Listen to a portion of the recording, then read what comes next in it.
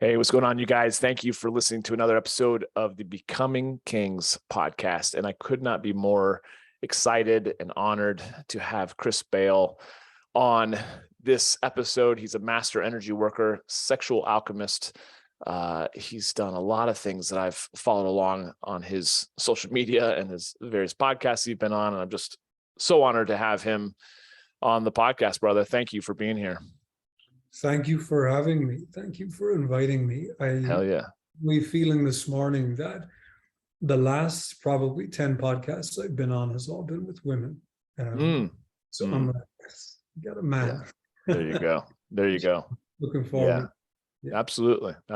I'm excited to kind of get into your journey, obviously, and working with men, and then starting to be called into working with women as well, and all that sort of thing. But so much of your story has really resonated with me. And without necessarily going into all of that per se, I do know, just having listened to you on other podcast episodes, we grew up similarly, and just in the sense, and I feel like it resonates with a lot of men, that I just got programmed to be this kind of sweet, understanding, apologetic, even sometimes weak little boy. And that had its ripple effect into my life as a man, and really finding myself at 30 years old, when my marriage crumbled, being like, where the fuck am I? Who am I?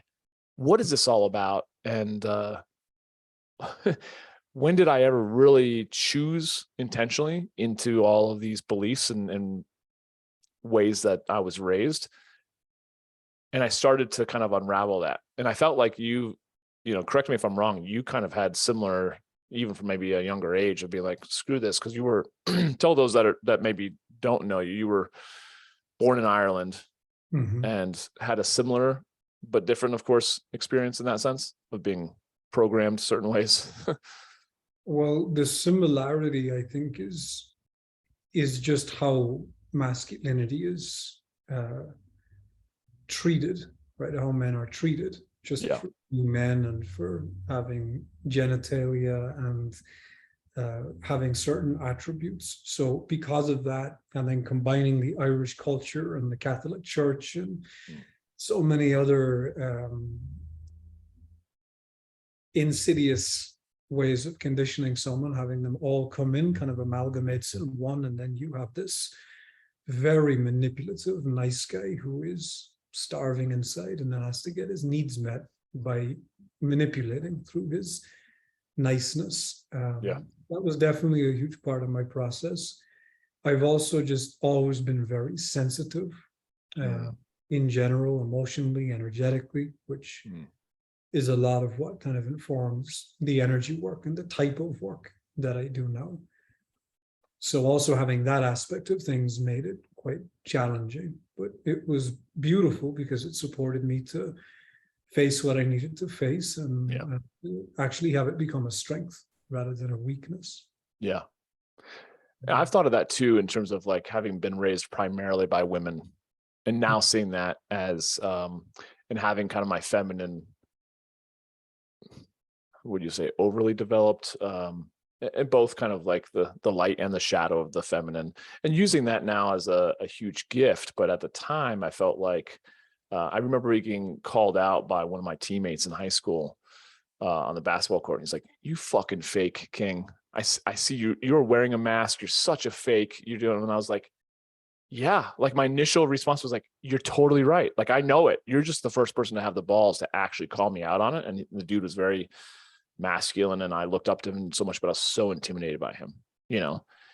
But that was like, that's been the underlying fear probably until I really started doing my own work at 30, of being like, I'm trying to pull the wool over people's eyes that I'm a man and I know what I'm doing and I'm intentional, but I'm so lost. And I feel like so many men are hitting that threshold of me like, fuck this, dude. Like, this is the way that I've been programmed, and whether it be a midlife crisis or whatnot, it's like, I'm tired of doing it this way and it's not working.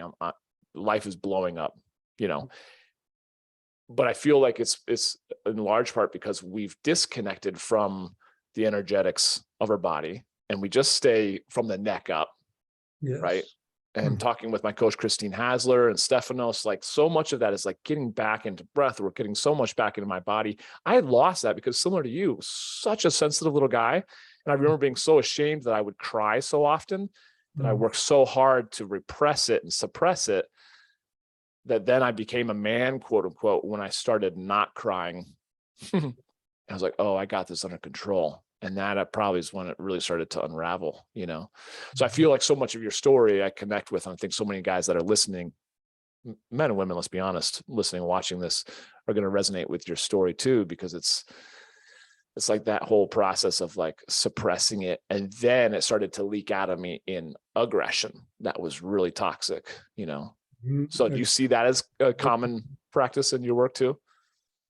I generally see men going one of either way. It's kind of adopting the same coin, but they either go to bad boy, aggressive, or they go the opposite direction, which is super nice guy. Yeah. But the core desire is still the same. Just different mechanisms to try to get themselves fed, which of course never really ends so well for anybody involved in those scenarios. And we're really lacking sovereign, balanced, integrated men who are allowing themselves to be powerful or allowing themselves to be dangerous as fuck, because we're supposed to be dangerous. That's what we're here for. But what are we protecting through our dangerousness? What are we serving? Or are we raping and pillaging and trying to get our own ego, you know, validated by what we can conquer? So the lack of conscious role models, embodied role models, I think that's the biggest problem. 100%. Because men, I didn't have anyone to go to when I was in my process. It was just me having to stumble around and figure shit out. So I'm hoping that the more this starts to grow and the more this starts to snowball, that there will be larger containers, larger group offerings where younger men can actually be around men who are men, who allow themselves be that as deeply as it means to them. Because obviously every man is different. So that's really how I'm kind of feeling about the way things are going right now. But the most beautiful thing we can do as men is be an example, be an ambassador for healthy masculinity. Yeah, but then we have to define healthy masculinity. Yes. Because maybe a feminist will say that healthy masculinity is a man who just agrees and obeys and you can put him in your pocket. Yeah. That's only because she's, she's very identified with her wounded feminine, which of course there's a lashing out happening. It's very nuanced. It's very intricate. There's so many patterns that spiral through our relations. Yeah, it's a big piece for sure. It's a huge piece. Absolutely. And there's so many different ways that I have like questions popping off in my head right now. One thing that you mentioned though, that really resonates too.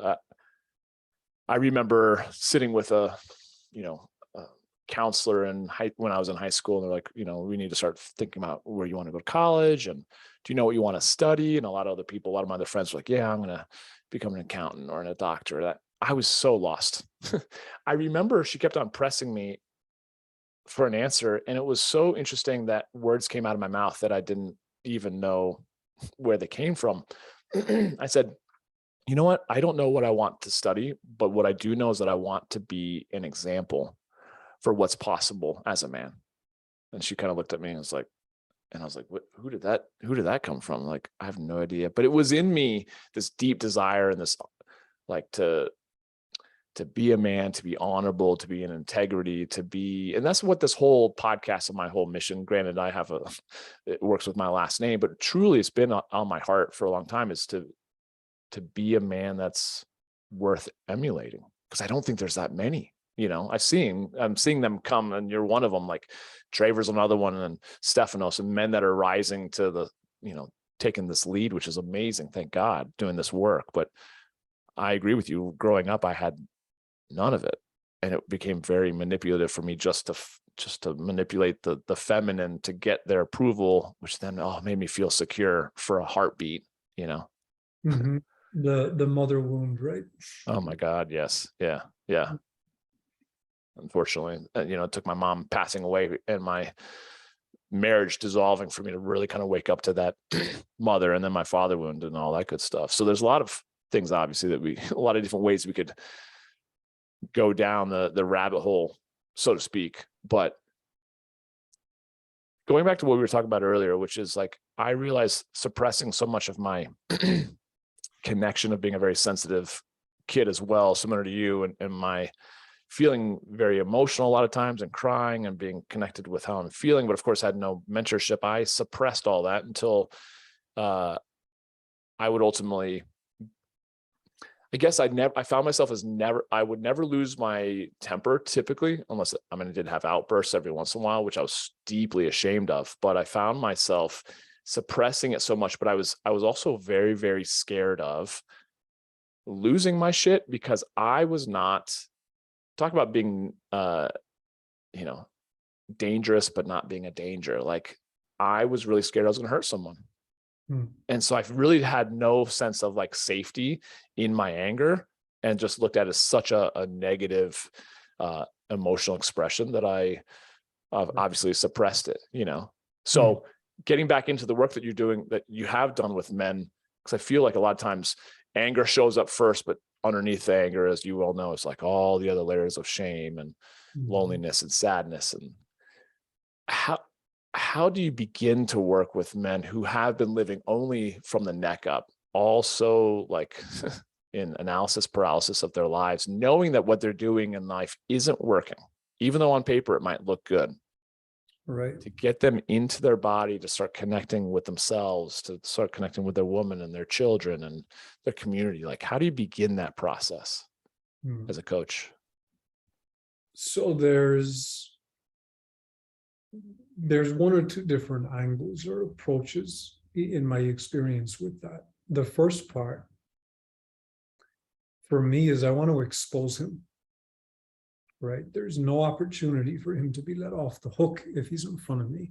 For me to honor him as a man and respect him, that's a part of what he's called me into, just by being in front of me. So I'm going to see him probably deeper than he's ever been seen before, and he's going to be called out on that in a way that is loving and supportive, which can also almost be more challenging, right? Because there's heart involved in it. It's not just aggression that I'm bringing to him. I'm bringing him firmness and directness, but I'm bringing compassion and love to him from the developed feminine aspect of me.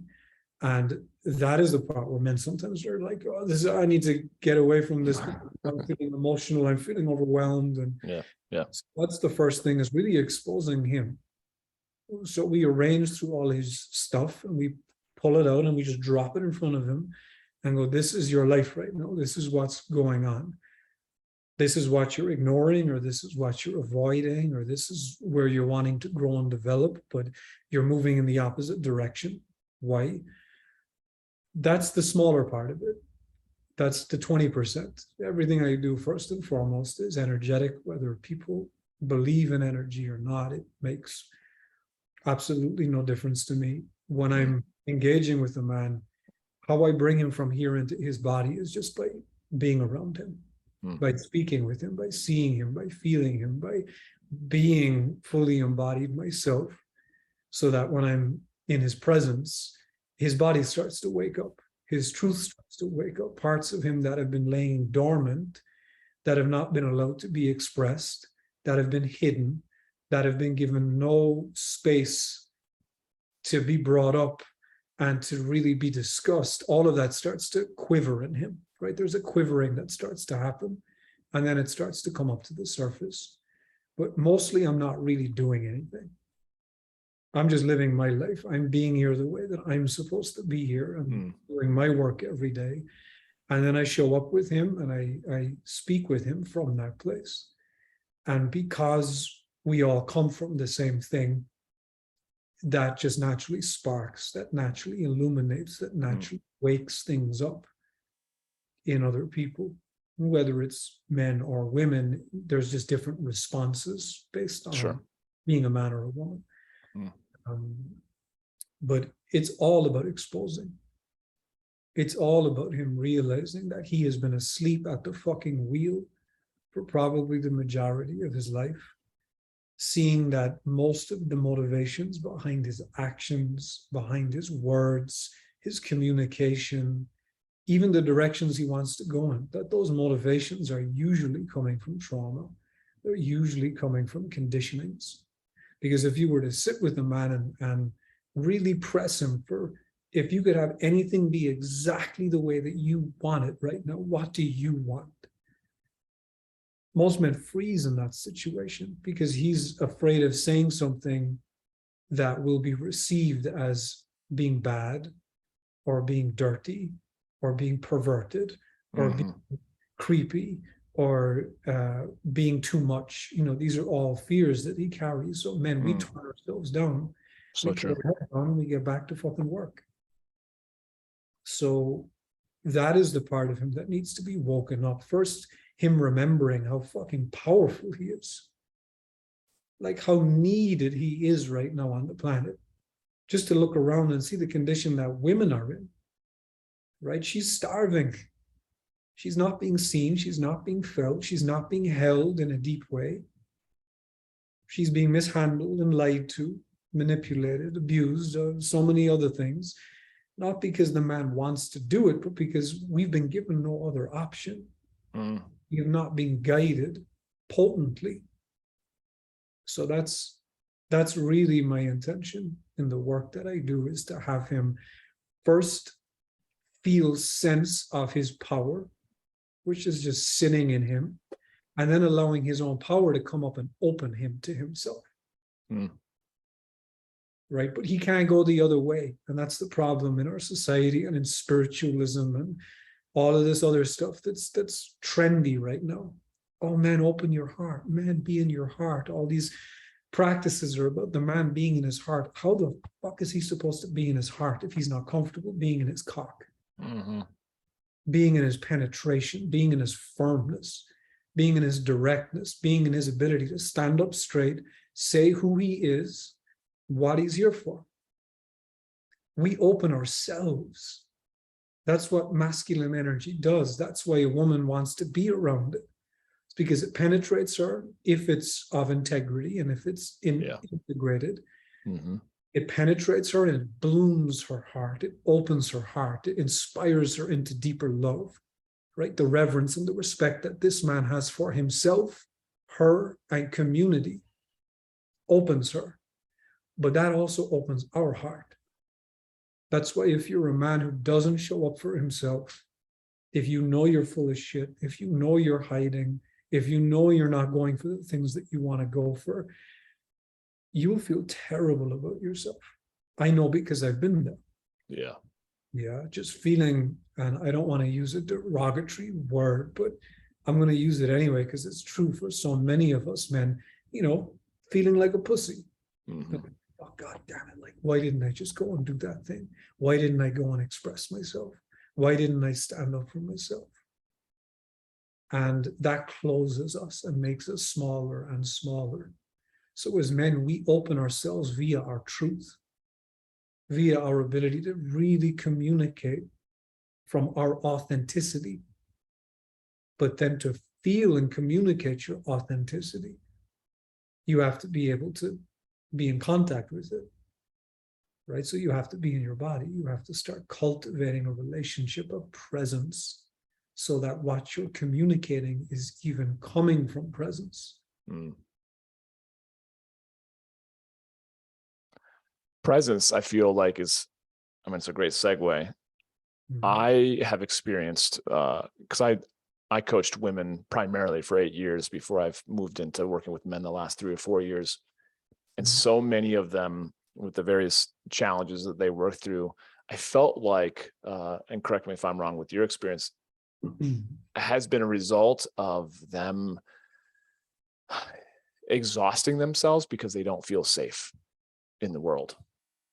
And so I feel like that's a big part of what I find myself doing in current relationships with women over the years, you know, in every single, you know, I'm very much of a monogamous person, but when I'm with a woman, like a big part of my energy, I feel like, is not from a coddling or like a, oh, I want to manipulate that sense, but just to feel like I actually, in integrity, I feel like I need to create a soft place for her to land and to bring her chaos, to bring her energy, to bring her storm, if that is what she needs to express, and to have it be like every shades of the feminine to be okay, and to allow her to know that I'm immovable, you know.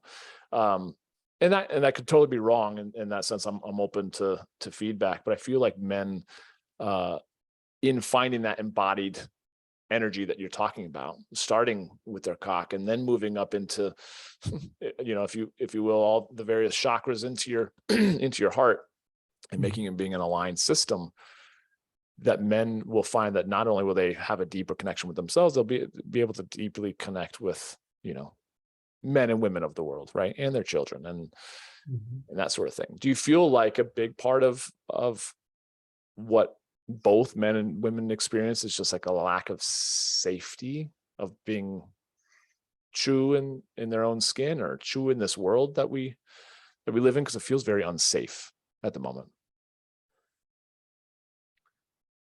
The way that I see it all is nothing is safe. Nothing is safe. It's a lie to say that there's safety anywhere. Nature is the most unsafe. That's true. Yeah. What we've come up out of has no safety. It just has what's happening. It just has what's here. And what is happening doesn't care about our safety. What it cares about is honoring nature, is honoring the seasons, is honoring the way that the energy is starting to move and flow. Now, that's obviously one way of looking at it. The other way that I approach this is, again, safety is not a thing. So when we're clamoring for it, and when we're doing everything we can in our power to find some sense of it, we end up being disappointed most of the time, or extremely coddled and shut off from living a life of aliveness and passion and ecstasy and deep guttural feeling, which is one of the most potent places that we can be. Now, also with safety, I don't even know why the word exists. And I feel like the only reason the word exists is because we have been brought up in societies and cultures that so deeply lack integrity, care, and compassion, that we've had to create a word, we've had to create a term, which is the opposite of that, that we have to find in spite of what we're experiencing in the environments that we're in, right? In order to have some feeling of respite, rest, restorativeness, groundedness, the ability to open, surrender, to recharge, and we need a safe space for that. Why? Well, because what we're in is not here for us. It's not here to support us or to love us. It's actually here to take from us, whether it's government, whether it's different types of systems, whether it's how traumatized women have been mishandled deeply by men are now the women raising little boys and teaching little boys how to be men, bringing all of their past disdain for the masculine and just plugging it into their sons, not because they intend to, but just that's how energy works. And these men grow up and then it continues to become more and more unsafe, right? Who raises our men? Women raise our men for the most part. That's no fault on them, right? This is a collective thing we have to really be willing to examine, look at, and meet face on, starting as ourselves being individuals, right? Being examples and ambassadors here now. But safety, I don't buy it. I don't buy it. My life was miserable when I was looking for safety. I experienced freedom open up in me when I started to practice acceptance of what is, where I stopped resisting everything, and that allowed me to drop deeply into presence. There are different levels of safety. Obviously, there's spiritual safety, there's physical safety. There's, I'm in a room right now and that guy has a knife, that's another form of safety. So there's just so many different levels of it.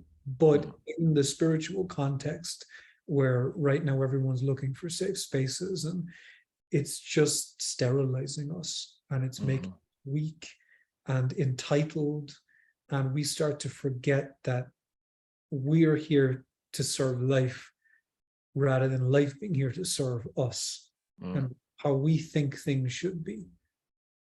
You can be out on a very safe day and the sun can be shining, and 2 seconds later a tsunami comes and that's your ass.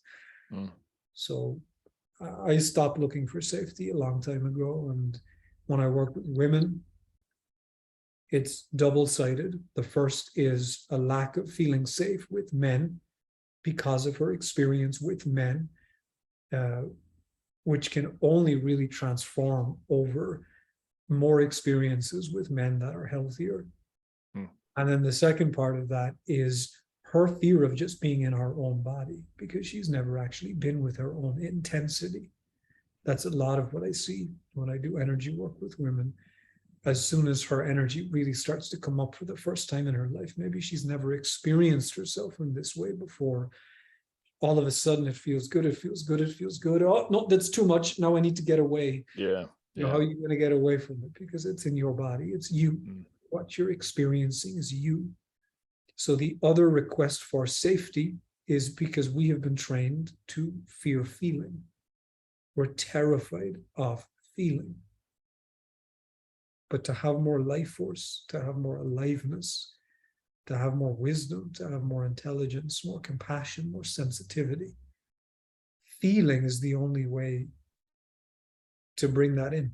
Feeling is the only way to empower ourselves as human, and it keeps us human. When we stop feeling, we disconnect from the simplistic aspects of life, and we are seeing that now more than ever with the rise of technology and how quickly it's going. Yeah. Well, so many men that pass my way do feel like they're sedated, that they literally are robots with no sense of real, true, let's say, presence and intention in their lives, Present when you hate yourself. Yeah. Right? It's almost impossible to be present when you don't value your truth. And the reason they're hiding is because they've had to swallow down their truth and push it down over and over and over again until they've got nothing left. What turns us on in life, our bliss as men, is speaking our truth, is moving into the world with our firmness and our directness.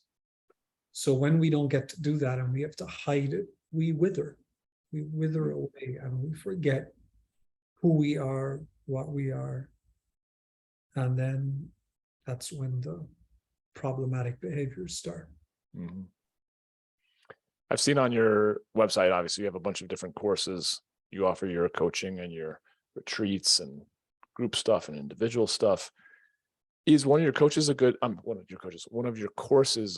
good place for a man that's listening? Like, okay, this is all very, it resonates. It's maybe a little triggering, but like this, there's so much truth to this, because I'm feeling it, like seeing myself 10 years ago, 15 years ago through the eyes of that younger guy, being like, okay, he's so on it, but I'm scared.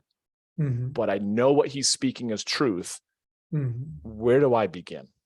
Is that a good place to begin one of your kind of self-guided things, or is it? Yes. So even on the website, before men come for any type of one-on-one coaching, we recommend that he takes the sexual energy cultivation and semen retention workshop. That's on the website. It's a recording that you can purchase and watch online. It's 3+ hours, and it's not just semen retention. That's a part of it. But most of it is geared at everything I'm speaking here today, because how you do one thing is how you do everything. So why semen retention to begin with? Why even do that? So I go really deeply into masculinity, being here in a male body, and living life from that place and sharing some things that I've discovered through my process with myself and through working with thousands of women over the last decade, with thousands of men over the last decade, and just being a messenger for that, just passing that on. And there's also a lot of energetic stuff that happens in that workshop as well, where men will come back after watching it and will feel a real deep shift has occurred. And he doesn't even have to believe in energy. Right.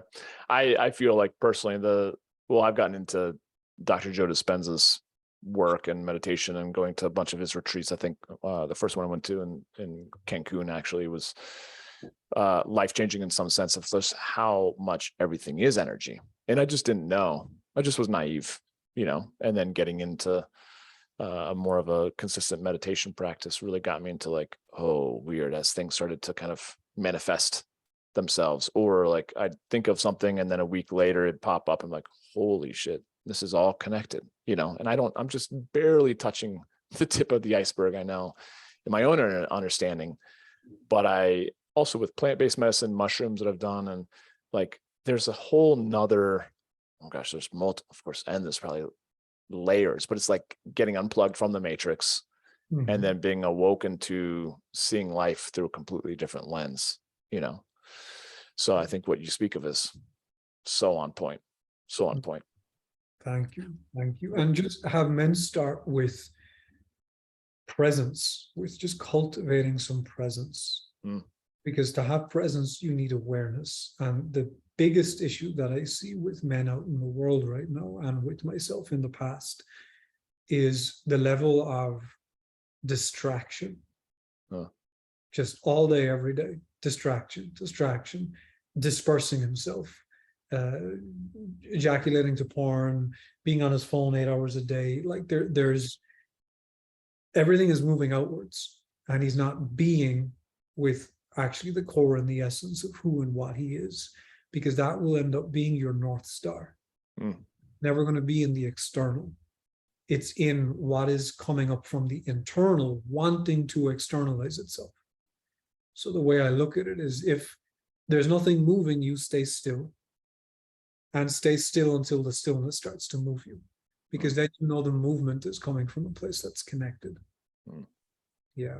And obviously it's somewhat tricky to speak as deeply as I'd like to about all these different little things we're touching on in 45 minutes or an hour. Yeah. It's a whole area that if men are interested in, I mean, I've got a lot of free resources out there for men to just kind of delve into if they feel like they'd like to do that. But the presence piece is number one in everything I do with men. Because if you're not here, that's it. You're either here and we can work with something and you can work with something, or you're not here, you're out to lunch and life is being done to you. And life wants your presence. Like that's the beautiful part of it, when a man starts to simplify himself and really come back into his body and start to cultivate a relationship with beingness. And when I say presence, what I really mean when I say presence is feeling your own beingness now. Because you only have now. There's no future, there's no past. There are things we can fantasize about, right? We can move in certain directions based on those concepts, but you're always going to be in the now. So your relationship with beingness has got to be the most important relationship you build, because you'll never be in the future. You'll only ever be now. So how do you sit in now? Do you resist now? Do you say, no, I don't like it the way it is right now, I need to change it? Do you have disdain towards it? Do you feel victimized by now? That's a big thing right now, right? People, victim consciousness, people throwing themselves pity parties every day. Like, why is life always picking on me? Be careful of those narratives, because they drain you, they suck you dry. Yeah, there's just now, and having practical tools to be more present, such as feeling the body, feeling the breath, relaxing the body. I always say relaxation is my religion, because when I practice it, I'm closer to God. Anything that is not relaxed in you is essentially pushing spirit out. There's no room in you. So true. Relaxation opens space, it opens breath, it opens your ability to receive life, direction, wisdom, intelligence. So we have to come back first to the practical application of presence in as many moments as possible in your daily life. It's not about a meditation practice. It's not about a Qigong practice. It's not about 20 minutes here or an hour there. It's about, how do you step out of bed in the morning? And are you living a present life rather than just sitting for 20 minutes, meditating? Okay, I've done it. And then you get up and you go back to the distraction. That's not going to help anybody. This is about, can I bring my presence to every single simple thing that I do in my life, such as picking up the glass of water? Can I fully be with the water? Can I really taste every nuance that the water is delivering to me, the texture, the temperature, following where the water goes when I swallow it? All of this is beingness and penetration. So if a man comes to me and says, how do I be present with a woman? How do I penetrate her beautifully? I'll ask him to have a drink of the glass of water in front of you. And that'll tell me everything. Or watch how he eats his food. That'll tell me everything about how he's being with a woman. How he speaks with me will tell me everything about how he makes love, how he fucks, how he deals with himself, how he walks, how he breathes. How we do one thing is how we do everything, right? So bringing presence to now will have you be able to see how you're functioning. You're exposing yourself to yourself. Oh, I just felt a lot of anger come up because of something she just said. That's a beautiful thing to catch, because it means it didn't possess you and you didn't get owned by it. You didn't launch into attacking her. Instead, your presence and your awareness noticed and felt and saw, oh, there's a lot of anger arising in me right now. Okay, let me just be with that. Let me feel it fully. Not put a story on it, not put words on it, not even give it a meaning. You don't even need to call it anger. Just feeling, observing, noticing. That's just my very condensed version of being present in life, because that's where our peace is. That's where your peace is. That's where your love is. That's where your compassion is. It's interesting you say that, because I told you before we started recording that I was feeling kind of raw and emotional. And a couple of nights ago, I was triggered by an interaction I had with a woman, and my initial reaction was, hey, I texted my brother, hey, you got a second to talk? And this is late at night, like 10:30 at night. He's like, yeah, but I need a few minutes. Like, I'll call you in 10, 15. It's like, okay. So my natural thought was to go talk to my brother. And all I was going to do was just, she said this, and I'm thinking that I got back to everything being up here in my head. And I laid down, put on my AirPods, and I turned on some meditation music quietly just to sit with it. And I was initially angry. I was really angry, right? Just like you were saying. Within 60 seconds, I just started weeping, just started crying, and just the energy that I had. And I quickly texted back, like, don't need to talk. I need to sit with this. And I spent, the next hour kind of doing a process, which I only say that because the younger version of me had no tools. I had no idea how to process something like that, nor would I have been able to feel comfortable sitting with, because you keep saying, like, it's confronting, and the confronting is like, oh shit, it's unnerving, right? And I think a lot of times we avoid the confrontation as nice guys, right? Even as bad boys on either side of the spectrum. But it's the ability to, I think, have that courage, the willingness, the curiosity to confront those things that are coming up with us, and not necessarily. Christine Hasler often, kind of in her coaching, be like, Johnny, you're so judgmental of yourself. You're judging everything as right or wrong. And a lot of that comes from my kind of religious upbringing. But I think a lot of that too, I see that in other men, regardless of their upbringing, is like we're just very judgmental of ourselves and making ourselves right or wrong in everything we do.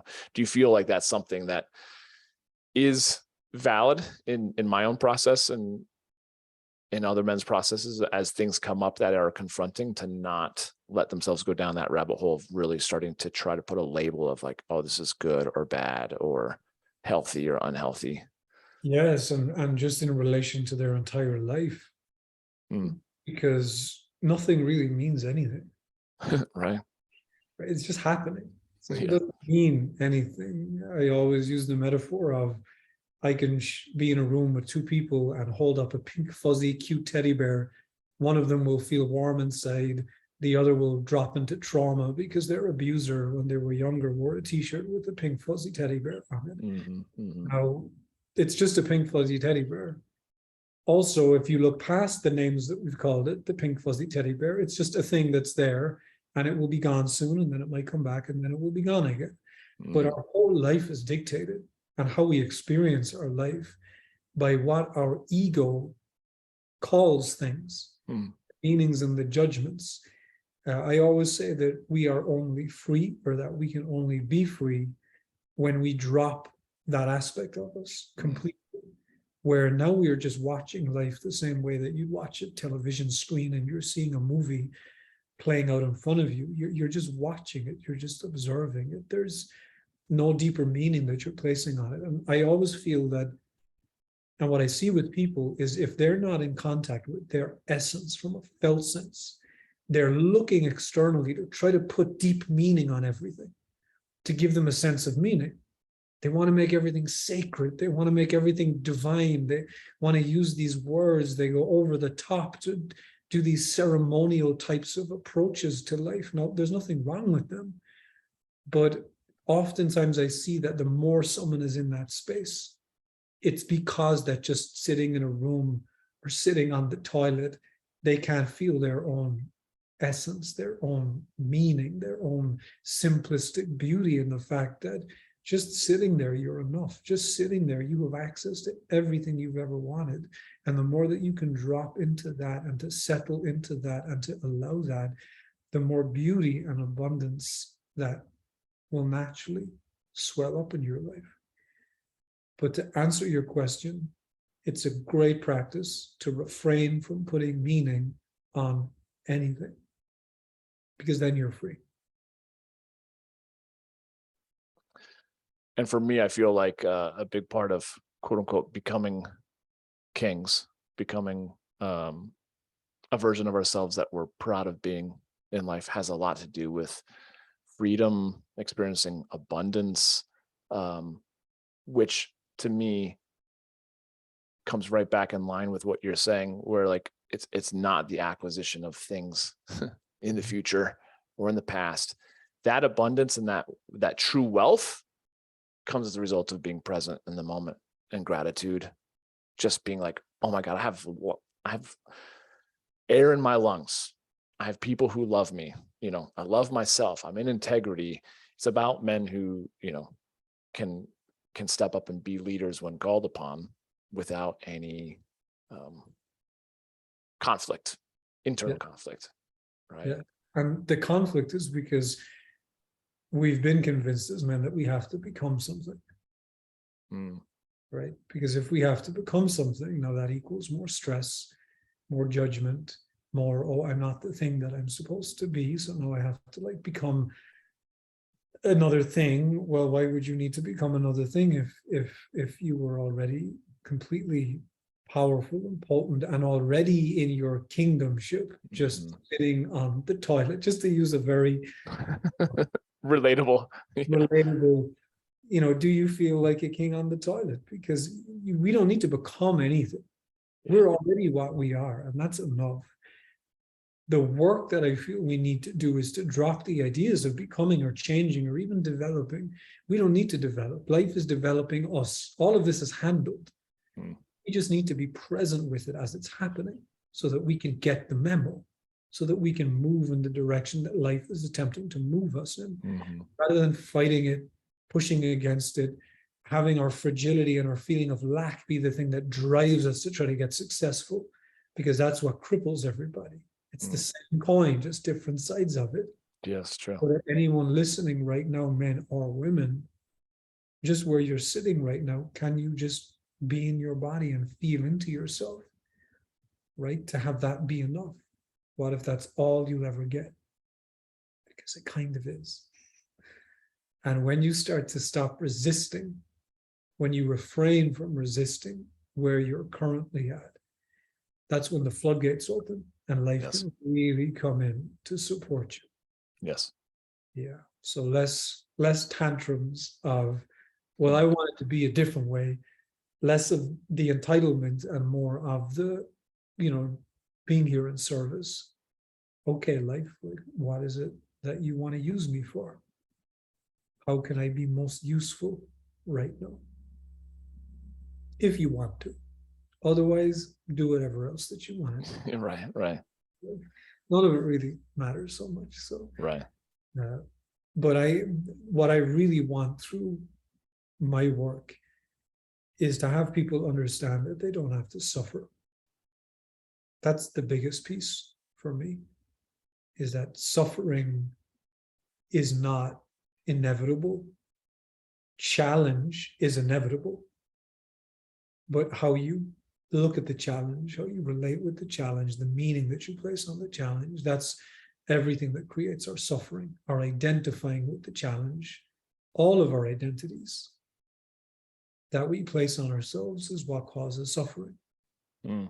It causes us to not be free because I want this, or I want to be that. Or it's funny when I'm introduced on podcasts, like obviously I need to have something to be introduced by. So I'm like a master energy worker, and I hear these things and I have to immediately forget them because they would only cause suffering for me. They would only have me not be able to show up as authentically as I can, as an individual, as a human, as a man, whatever that means in this moment, and to serve. So again, we are in a time in our society where identifying with something different is very trendy. And for many people, they see it as an opportunity to move into healing, right? I want to identify as this, or I want to identify as that. Be who you are, love who you want to love. Like, I don't care about any of that. But the more we bring identification into our experience, there will be more mental health issues. There will be more confusion. There will be lostness, and there will be less embodiment. And that's the truth that I speak. You don't have to receive it, but I have seen it over and over and over again. Whatever we identify with, that is what holds us down and slaps us. Are you done yet? Are you done yet? You want to stop identifying yet? Yeah. Because it feeds the ego. It feeds the monster in us. 100%. Yeah. So presence, awareness, just be with what is. Just watch it for what it is. Hear it for what it is. Taste it for what it is. Less judgment, less label. So then when a man comes to a woman, comes to his partner, he can see her for who she truly is. He can hold her in her isness. He can penetrate her with the godliness that moves through him, because he's gotten out of the way in his own life. Then now he understands that he's just simply a conduit for spirit. Not to get too deeper, but so true though. That's it. We're not the power. And the biggest crux is us being convinced that we are the power, or that we can be the power, or that we can lose the power. We're not the power. Yep.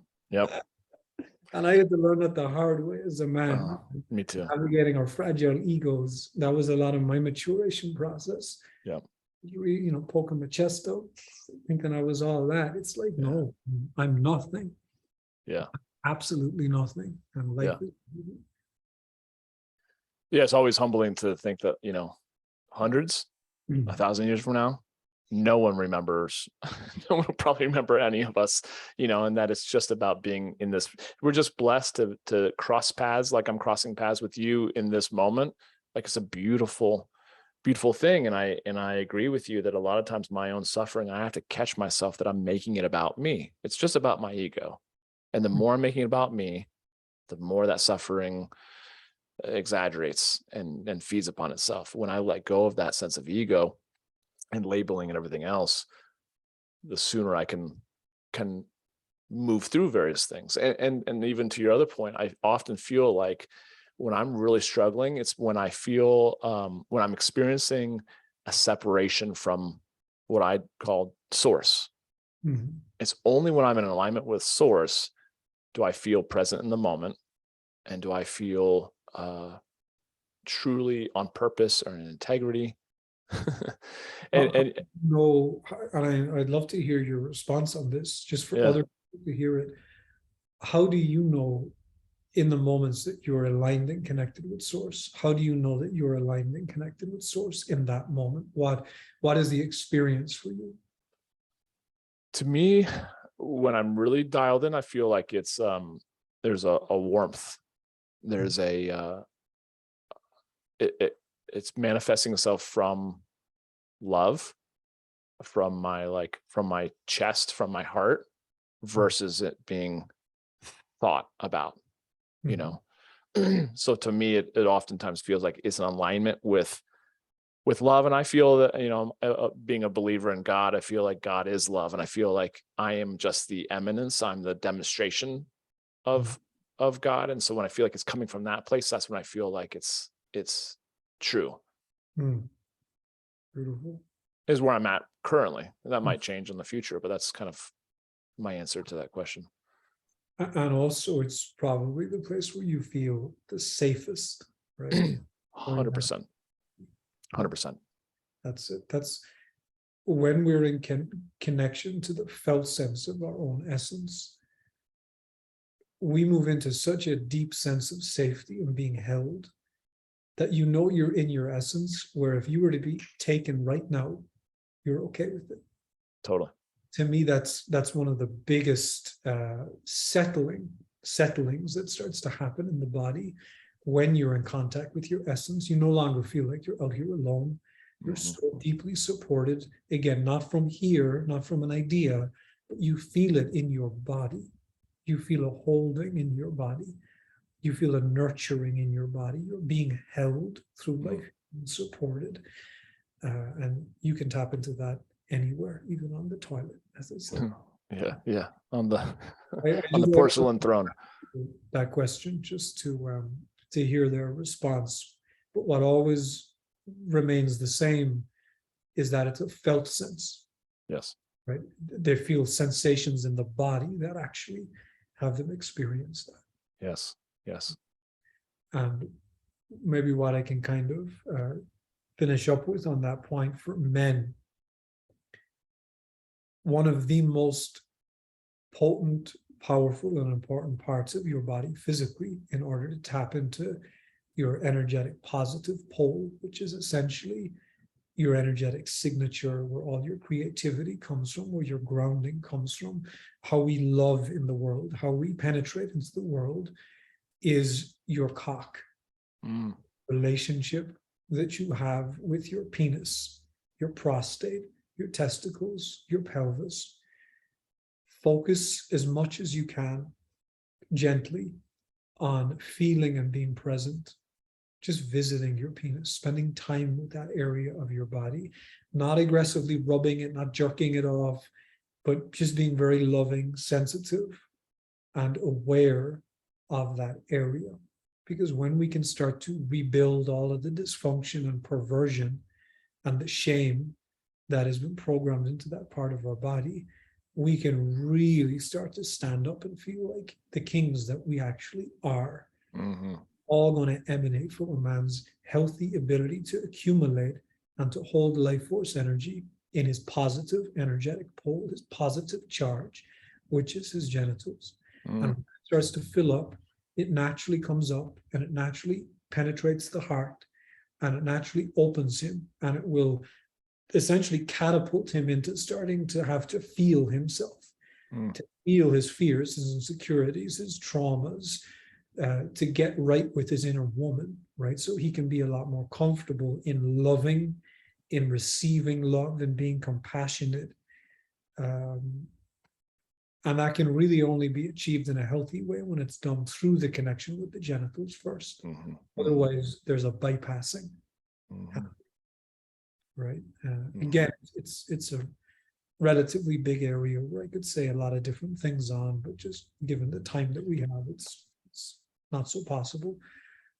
But start there. Just start noticing what type of relationship do you have with your genitals. This is also why men may feel the need to jerk off and ejaculate a lot. It's because anytime a little bit of energy builds up in his power center, he gets antsy, he gets aggressive, he gets angry, he gets agitated, and he needs to release it. All he's doing is weakening himself. Because that energy is just exposing the parts in him that he's not really wanting to go into, or that he's just not been given the tools or the understanding of how to go into that part of him. All the more reason why to jump into your, as you mentioned earlier, sexual energy cultivation and semen retention workshop. So it's all on awakenedintent.com. Go to the courses part of Chris's website. There's a bunch of different things, the way of the woman, energetic self-healing 101. But I agree with you that, and I'm going to take it as well. Starting with that would be an amazing place, because I think it's one of those things, and why I so much love speaking to men like you who are doing the work is, I almost feel like, at least for me, that the more I learn, the more I realize how much I don't know. There's a humility that comes, right? Totally. Yeah. The less I think I know, the more I probably know. Yeah. Which brings me though to my kind of maybe my last question and wrapping things up. What for you personally, because I think it's always important to see too, guys can tune into you and be like, oh my God, Chris is like Mr. Miyagi. He's he's the Yoda, he's got his shit figured out. And yet in reality, you're just another dude on the path, as we all are. And so I think it's always a great question to ask, like, what are those things that maybe one thing that comes to the top of your mind, of things that you're really working on in yourself right now, personally? So I guess my edge right now in terms of kind of where I'm at is the fact that my work or my message and what I'm sharing is very quickly getting bigger and bigger and bigger and bigger and bigger. So I've had to reorganize some things in my own life in terms of how I work, right? How I take clients, etc. But more than that, my bigger edges, for me, I'm very much cool to just be in a room, sitting on a chair, looking at a wall, and I'm good. Like, I'm good just being there. And one of my edges is privacy right now, because the more your work gets shared, I'm having, and this has been happening for the past year or so, but 12 months specifically, something just shifted. It doesn't really matter where I go, someone's going to recognize me. And I'm not a celebrity, I'm not like a super famous guy, so it's very strange how it happens that way. The edge is protecting my privacy, and also just being at an airport or being at a cafe and having people approach me and saying, oh, hey, I know you, I love you. At the beginning, everything in me would go, like get out, get away, danger, stranger danger. But my work really has been happening over the last 12 months of, again, being with what is. It's been a really beautiful challenge for me to accept, to be in complete acceptance of that really core, because I know it might sound on a superficial level, but for me, it's always been a really deep core thing for me, where even as a child, I would, as soon as dinner was put out, food was put out on the plate, I would take it, go to my room, close my door, lock my bedroom door, and eat it in my room watching TV, in my own. I always would look for little bubbles, my own little caves. And that's just how I used to navigate my level of sensitivity, and the fact that I would just feel everybody and everything that they're in all the time. I had to create these spaces of bubble wrap. And now, especially in the last 12 months, there's been big shifts that have happened in me personally, where I can now be available to that. And it's amazing. Become a really beautiful experience to just meet people that I wouldn't have met otherwise, and have them coming to me and sharing gratitude. You know, what a gift, what a blessing to be able to receive. So I guess that's been my main edge, Love which that. I feel like I've capacitated to now, and I'm enjoying it now. And the new edge for me after that is, where do I live? I've been nomadic for 10 years, essentially. And that's really a big thing coming up for me currently, is where's home? Other than in my being, right? Where's my place? Where's my community? Where's the people? Yeah. Which is interesting, because I thought about that too for a long time. I was like, oh, the laptop lifestyle and being able to travel the world. And then I realized, like, the older I get, like, no, there's something to be said about having some roots down and having even a physical semblance of home. Yes. So a lot of what you just, what I find you, right? I grew up with dogs, because of my lifestyle. So yeah. Oh, I love him so much. Good little guy, as he comes to say hello. Well, Chris, thank you. And I think that last point really resonates with me too, because again, like you, just here in Denver, because I've done a fair amount of work just with local guys, like a lot of times I feel my energy being sucked away as people see me at the coffee shop or want to have coffee with me. I'm like, oh, like I just feel like I have to, I'm not even to where you're at, just working to, like, because I think to your point, I feel like, nope, I got to stay here. I got to stay in my own little bubble. I just keep feeling like my energy is being taken from me, and then I have nothing to give. What's that? I said, beautiful. So that's now your challenge. Yes. How can you walk into that and not feel like you're being drained? Yes. Feel like you're being pulled, and to stay totally available, open, but also boundaried if you need to. And that's the beauty of life. It doesn't matter where we get to in our growth, as long as we're here, there's always going to be challenges. And when we can stop seeing challenges as scary things and start seeing them as, like, for us as men, like missions. All right, this is my mission if I choose to accept it. So learn how to retain and to stay in presence and in consciousness and in acceptance, in spite of this intensity right now. And I think that's everything. Like, that will allow us to sharpen our sword again and again and again, until almost nothing creates even a ripple in our being. It's just peace. Which I love that. Which to me still comes back to that experience of abundance and not feeling massively depleted by anything, or by certain things in life. So you'll only be depleted if you lose yourself. You'll only be depleted in moments you leave your body, because your feeling is that, oh, it's too uncomfortable to stay in my body right now, so I need to leave. Yes. When we leave, we drain. Even if you stay in your body in spite of the uncomfortableness and learn to be comfortable being uncomfortable, you won't drain. You just keep accumulating and accumulating and accumulating. Yes, that's my next challenge. That's my next edge for sure. Everybody's. Dude, thank you so much. Thanks for being on. I could obviously just keep talking to you, but maybe I'll have you on another time. We can go to the 202 level and the 303 level, but so powerful. I really genuinely just am so grateful to have had this time with you and to connect. Obviously, guys can connect with you on awakenedintent.com. I'll put this all in the show notes, guys, so you can click there. Follow Chris on Instagram.com/Chris Bale Awakened. Anything else that I didn't mention that guys can connect with you on, or I mean, just have fun. Just enjoy your life. It's whatever's fun for you, whether it's skydiving or whether it's just sitting on a couch looking at a wall. Do you.